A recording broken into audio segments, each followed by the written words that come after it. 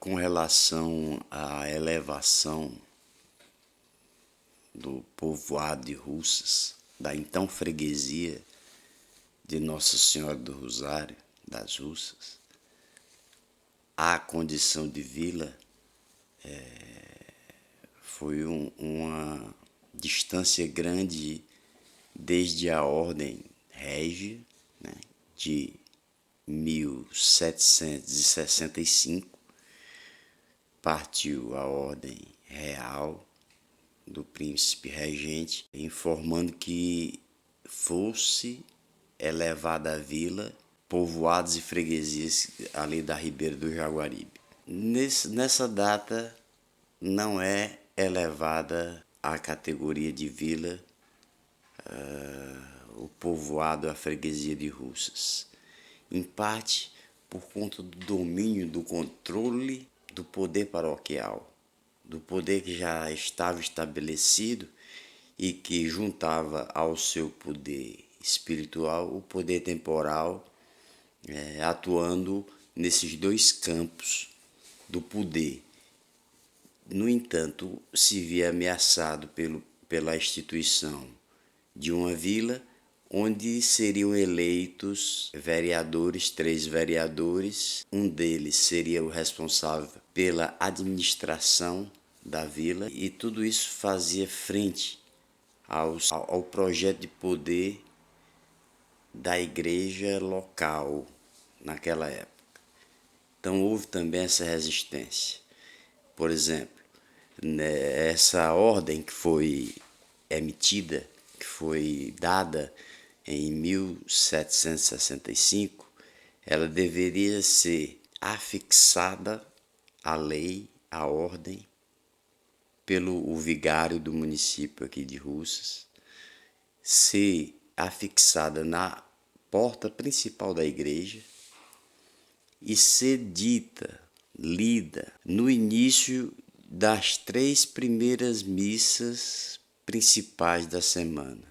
Os membros, líderes, pessoas que estavam à frente de algumas instituições, elas parecem continuar letárgicas, sem movimento nenhum, sem nenhuma indicação de que gostariam o povoado, a freguesia de Russas, fosse elevada à categoria de vila. O que vem a acontecer, por fina força, já no final do século XVIII, em 1799, o governo de Pernambuco finalmente decreta que o povoado das Russas deve ser elevado à categoria de vila, com o nome de Vila de Santo Antônio do Ouvidor das Russas. Para o desespero geral, o Ceará é emancipado nesse mesmo ano, tornando o documento produzido e feito por Pernambuco inválido, sem valor legal. Então, Russas deixa de ser a vila de Santo Antônio do Ouvidor, volta a ser a freguesia das Russas. Apenas 3 anos depois, já depois inclusive da emancipação política do estado do Ceará, se desvinculando de Pernambuco e se tornando uma província independente, uma capitania independente. 3 anos depois, em 1801, é que Russas vem ser elevada à categoria de vila no dia 6 de agosto, como é costumeiramente uma das melhores festas do ano aqui do município de Russas, é 6 de agosto, que é a semana do município, que é revivenciada, embora sem muito vínculos históricos, né, muito mais pelas atrações e atividades do nosso tempo, mais comum ao nosso tempo. Russas teve essa demora em eleger os seus representantes. E o que era o governo de uma vila? O governo de uma vila era a eleição de 3 indivíduos, 3 vereadores. Dos 3, o que fosse mais bem votado seria o presidente do município ou o prefeito, que era olhado, fiscalizado e combinado também, né, pelos outros dois vereadores. Todas as urnas de votação, arquivos onde eram guardados os documentos mais importantes da vila, eles eram guardados e as suas trancas eram em três trancas para cada arquivo, porque só seria aberto, aquele arquivo só era aberto na presença dos três. Cada um tinha sua chave e quando os três estavam reunidos, abria-se então aquele arquivo de documentos que deveriam ser apreciados ali ou resolvidos, né, de alguma forma.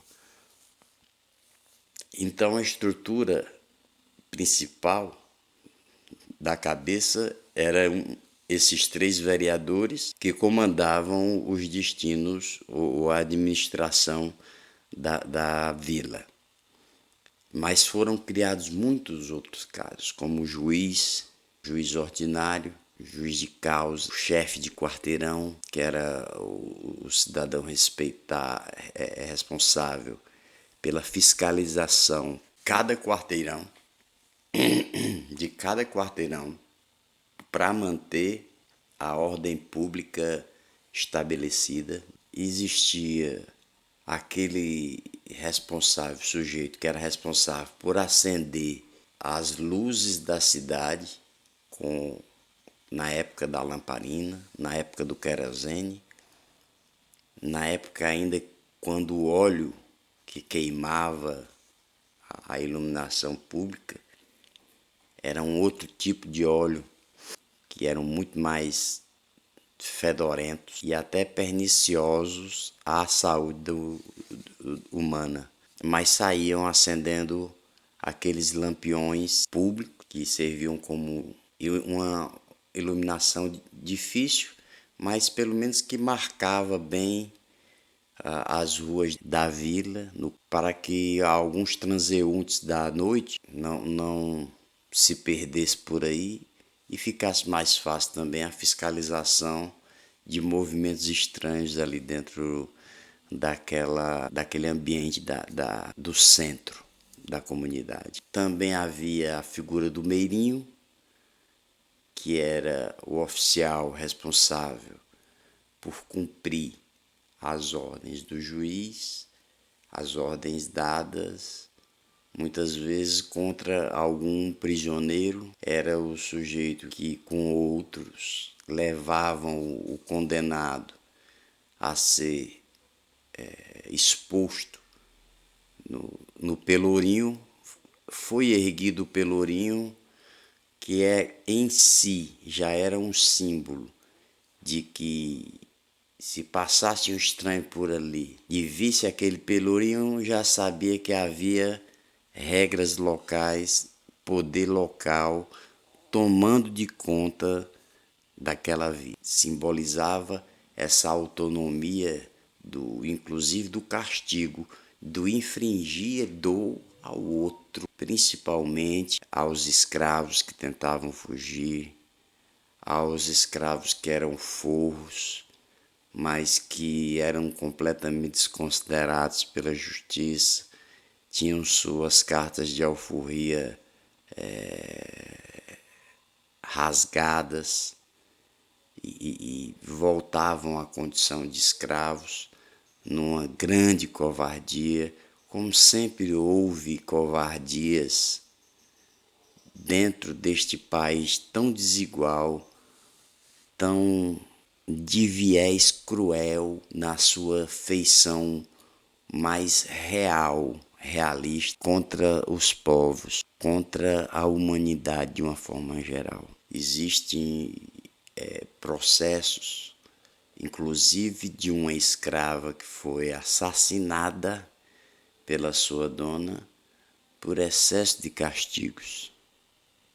Excesso de castigos. É a necessidade mórbida que algumas pessoas têm de ver o sofrimento imposto, infringido ao outro, que aquela outra pessoa sofre. É um desejo, primeiro, cruel, de uma morbidez putrefeita, apodrecida.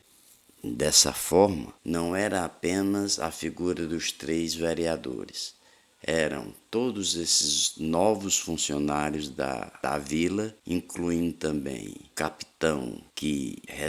capitão Carpina, que era o responsável por delimitar se podia ou não ser construída uma nova casa naquele local, ou de que forma essa casa deveria ser construída, a frente seria para onde, os fundos seria para onde. Que a grande maioria das primeiras casas, na verdade, eram pequenos sítios médios, pequenos sítios, que ficavam ao entorno da igreja. O principal motivo, em primeiro lugar, era a igreja, em segundo lugar, a facilidade em se comprar alguma coisa que estivesse à venda na Rua do Mercado, né? Que era a rua ao lado da Rua da Igreja. Havia essa comunicação sempre, inclusive na noite de festa, que é a noite de Natal, atual noite de Natal, não se conhecia Natal, era noite de festas. Na noite de festa e na noite de ano, que era na noite de passagem de ano.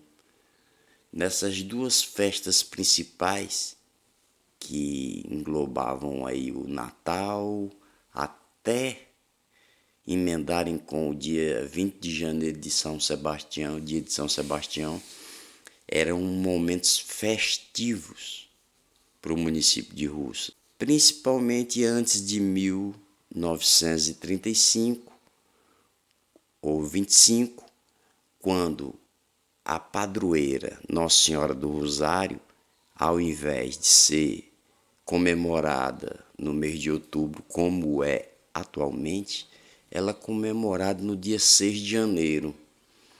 Então se comemorava o Natal, a passagem de ano, a chegada de Nossa Senhora do Rosário, das Russas, e culminava no São Sebastião do dia 20.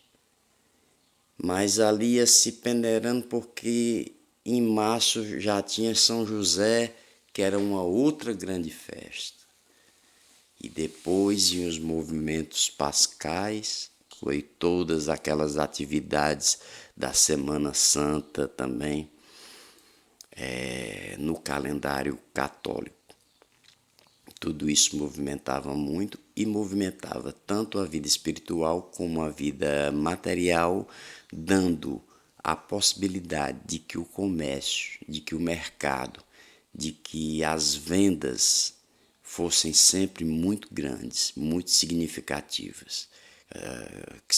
Seja aquela feira, aquele espaço de venda que era a feira e que atrai vendedores de outras regiões, como é o caso de Baraúna, de Quixeramobim ou de Quixadá, de Morada Nova, de outras cidades próximas, mas que abrem espaço naquele dia para vir fazer a feira de Russas, a feira do Mercado Novo, a feira do Mercado Velho. Se estendia por um longo espaço, hoje tomado por prédios, mas que ainda é possível de ser traçado, por se tratar de fato acontecido não há tão longo tempo, né? Tempo dos meus pais acontecia esses movimentos, então é fácil de ouvir histórias, de ver fotografias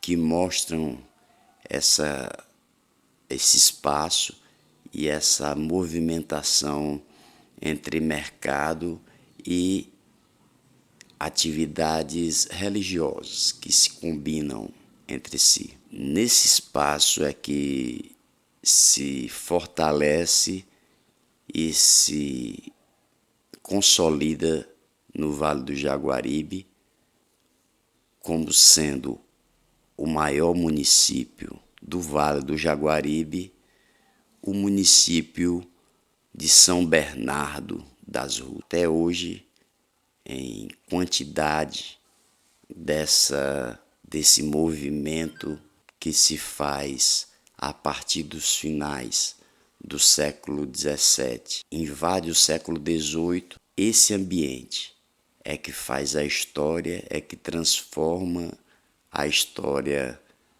antiga na história atual, de onde culmina a sociedade da qual nós fazemos parte hoje. Então, é só isso mesmo.